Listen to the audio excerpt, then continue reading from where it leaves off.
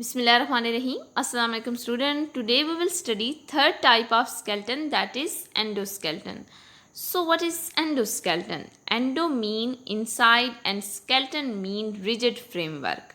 अगर बॉडी के अंदर मौजूद हो एक रिजिड फ्रेमवर्क जो बॉडी को सपोर्ट प्रोवाइड कर रहा हो तो ऐसे स्केलेटन को एंडोस्केलेटन कहेंगे. Hard parts which are covered by soft and tender parts are called endoskeleton. अगर एक हार्ड पार्ट को एक सॉफ्ट और टेंडर पार्ट जैसे कि फ्लैश या स्किन कवर कर रहा हो तो ऐसे स्केलेटन को जो नज़र नहीं आ रहा होता और इसे एक सॉफ्ट पार्ट कवर कर रहा होता है, ऐसे स्केलेटन को हम एंडोस्केलेटन कहेंगे. जैसे कि अगर हम डिफरेंट एनिमल्स के अंदर देखें, ह्यूमन के अंदर मौजूद है एंडोस्केलेटन. यहाँ पे इसको स्किन कवर कर रही होती है, आउटर साइड पे स्किन और फ्लैश मौजूद होता है और इनर साइड पे स्केलेटन मौजूद होता है. इसी तरह फिशेस के अंदर, डॉग्स के अंदर, फ्रॉग के अंदर अगर हम देखें तो यहाँ पे क्या चीज़ मौजूद है, एंडोस्केलेटन मौजूद है जो कि बॉडी की इनसाइड मौजूद होता है और इसे एक सॉफ्ट और टेंडर पार्ट फ्लैश कवर कर रहा होता है. Next is composition. Endoskeleton is made up of to types of tissue. दो तरह के टिश्यू से मिलके बनता है ये. First is bone and second is cartilage. Bone is harder than cartilage. Cartilage soft होती है और बोन हार्डर फॉर्म में होती है. स्केलेटन की हार्डर जो कंपोजिशन है वो बोन से मिलके बनती है और जो सॉफ्ट फॉर्म है वो कार्टिलेज है. अगर बोथ की प्रॉपर्टीज़ की बात करें तो बोन एंड कार्टिलेज दोनों रिजिड कनेक्टिव टिश्यूज़ की टाइप हैं. कनेक्टिव टिश्यूज़ बाइंडिंग और सपोर्ट का फंक्शन परफॉर्म करते हैं और बोन और कार्टिलेज दोनों रिजिड कनेक्टिव टिश्यूज़ से मिलके बनती हैं. इसी तरह इनके अंदर लिविंग सेल्स भी मौजूद होते हैं.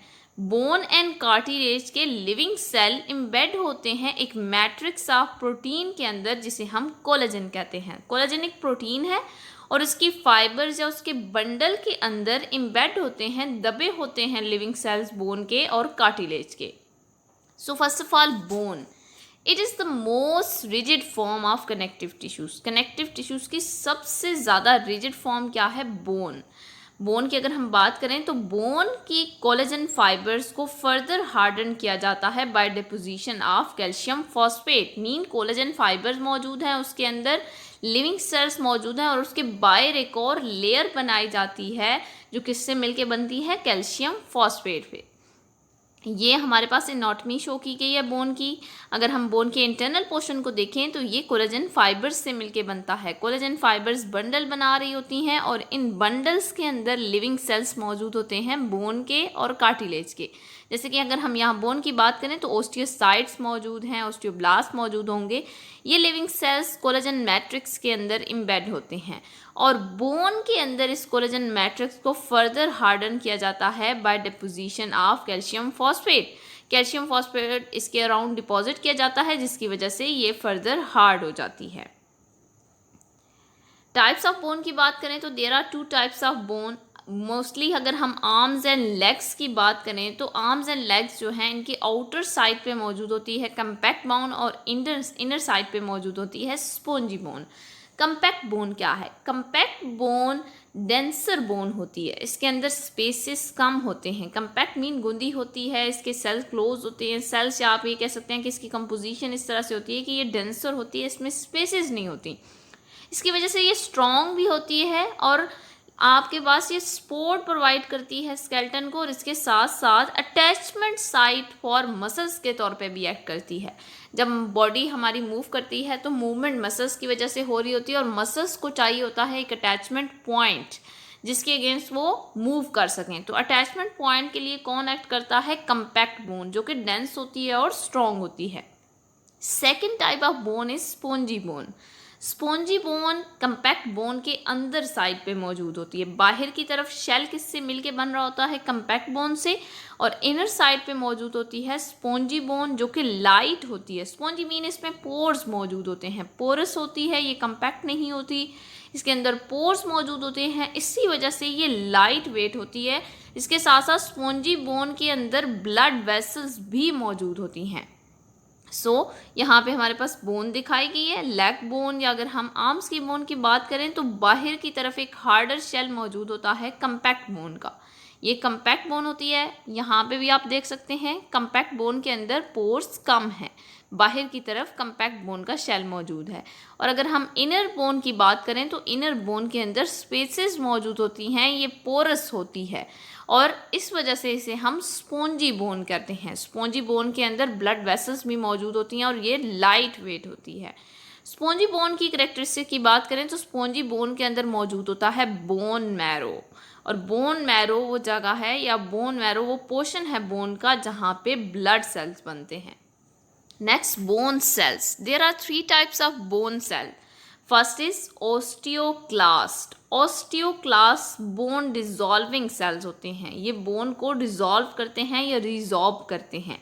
Next is osteoblast. Osteoblast are also called bone forming cell. Bone की फॉर्मेशन में जो सेल्स इन्वॉल्व होते हैं उन्हें ओस्टियोब्लास्ट कहा जाता है। And third type of cell is osteocytes. These are mature bone cell. This is the diagram showing the bone cell. First of all, osteoblast. Osteoblast are bone forming cell.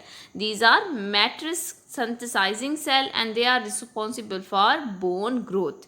Second cells are osteocytes. ये mature bone cells होते हैं। और third cell हैं osteoclasts. ये bone resorbing करते हैं या bone को dissolve करते हैं। नेक्स्ट, बोन फॉर्मेशन के स्टेप्स की बात करें तो बोन्स फॉर्मेशन किस तरह से होती है। जब आपके पास डेवलपमेंट हो तो आपकी बोन्स किस तरह से बनती हैं। फर्स्ट ऑफ ऑल हम देखेंगे early in development when bone is replacing cartilage, osteoclast invade and dissolve the cartilage. सबसे पहले डेवलपमेंट की अर्ली स्टेजेस में आपकी बॉडी में कार्टिलेज मौजूद होती है।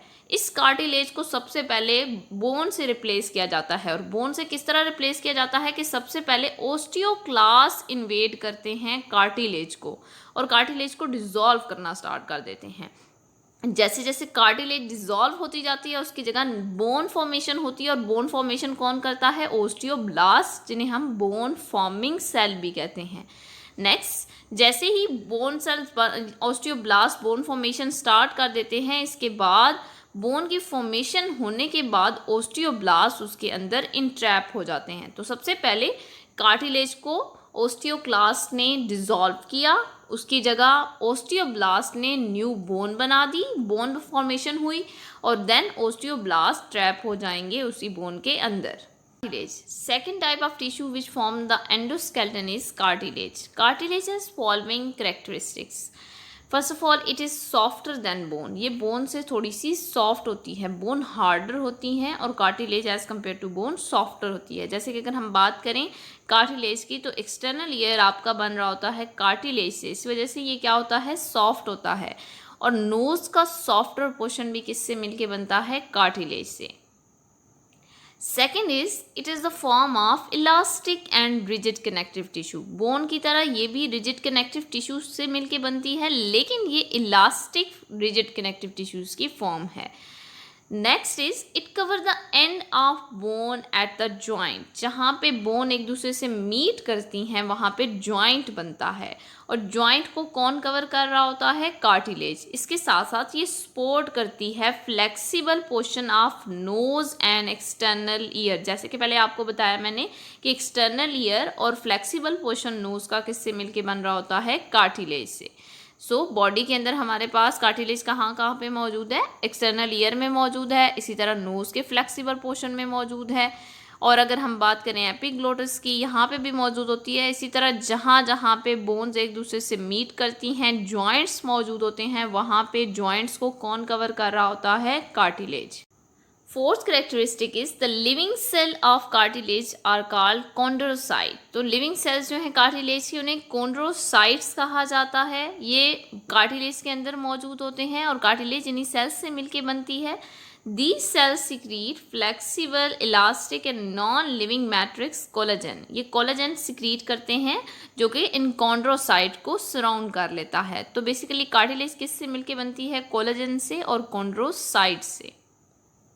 Next characteristic is no blood vessel penetrate into the cartilage. Cartilage के अंदर कोई ब्लड वेसल्स मौजूद नहीं होती। जैसे कि अगर हमने बोन की बात की तो बोन के अंदर स्पॉन्जी पोर्शन में ब्लड वेसल्स मौजूद होती हैं, लेकिन कार्टिलेज के अंदर कोई वेसल पेनिट्रेट नहीं करती। बोन के अंदर ब्लड वेसल्स पेनिट्रेट कर रही होती हैं, कार्टिलेज के अंदर कोई ब्लड वेसल पेनिट्रेट नहीं करती। Six characteristic is no bone marrow in the cartilage. Spongy bone के अंदर बोन मैरो मौजूद होता है जिसमें ब्लड सेल्स बनते हैं, लेकिन कार्टिलेज के अंदर इस तरह का कोई मटेरियल मौजूद नहीं होता। टाइप्स ऑफ कार्टिलेज की बात करें तो there are two main types of cartilage, hyaline cartilage and elastic cartilage. सबसे पहले अगर हम हेलाइन कार्टिलेज की बात करें तो हेलाइन कार्टिलेज मोस्ट अबंडेंट टाइप है कार्टिलेज की ह्यूमन बॉडी में। सबसे ज़्यादा हमारी बॉडी में हेलाइन कार्टिलेज पाई जाती है। It is found at movable joint, nose, trachea and larynx. तो ये कहाँ कहाँ पे मौजूद होती है? मूवेबल जॉइंट्स पे मौजूद होती है, नोज में, ट्रैकिया में और लैरेंक्स में मौजूद होती है। तो कार्टिलेज का पोर्शन कहाँ पे बनेगा? फ्लेक्सिबल पोर्शन नोज का इससे मिलके बन रहा होता है, इसी तरह लैरिंक्स के अंदर मौजूद होती है, और इसी तरह ट्रैकिया के अंदर भी कौन मौजूद होता है? Hyaline cartilage. Last is elastic cartilage. Second major type of cartilage is elastic cartilage. It has the matrix containing bundles of collagen fibre. इसके अंदर कोलेजन फाइबर ज़्यादा होती हैं, इसी वजह से ये इलास्टिक नेचर की होती है। It is basically involved in formation of external pinna of ear and epiglottis। तो हमारे पास ये क्या बना रही होती है? एक्सटर्नल पिना ऑफ ईयर बना रही होती है, और इसी तरह एपिग्लोटिस, जो ग्लोटिस को कवर करती है लिड, उसको एपिग्लोटिस कहते हैं। और ये भी किससे मिलके बनती है? इलास्टिक कार्टिलेज से। Thank you so much students.